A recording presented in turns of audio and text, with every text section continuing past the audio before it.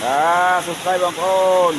Đó, lấy bạn đột mòn đi đấy, đột mòn phong, đã đột mòn phong. Cùng ở mấy riêng sạch sạch bông ôn này, lâm tay na đấy bông ôn ơi.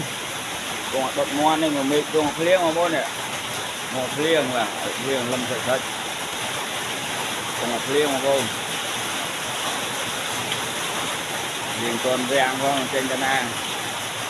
Nên ê, đột mòn, đàn tuần đại lại không ơi. Mòn chân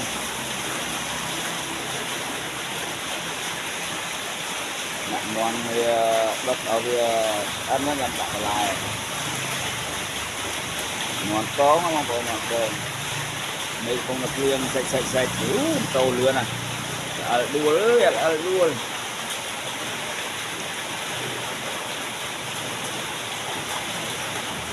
đua cho da rồi da mà thơm trâu mùi mùi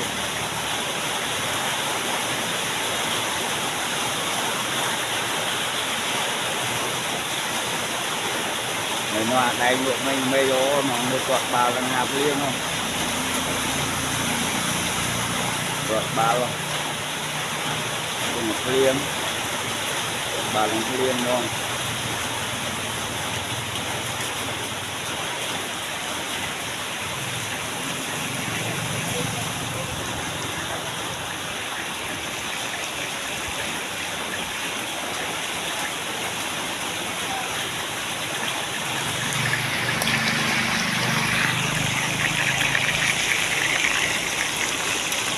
nữa thôi về được nữa lại đặt ở hỏa lại một hôm mà đó con cô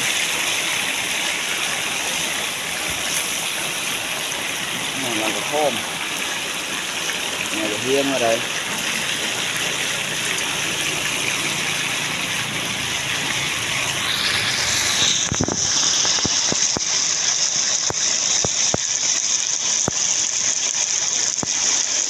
còn nơi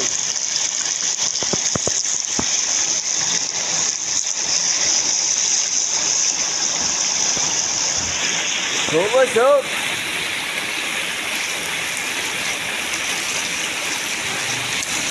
đào quá không mấy con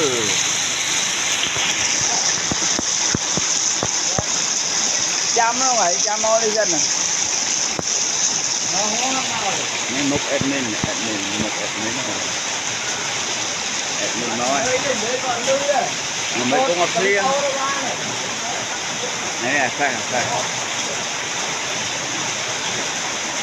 admin nó gần họ lại trực liên họ lại trực liên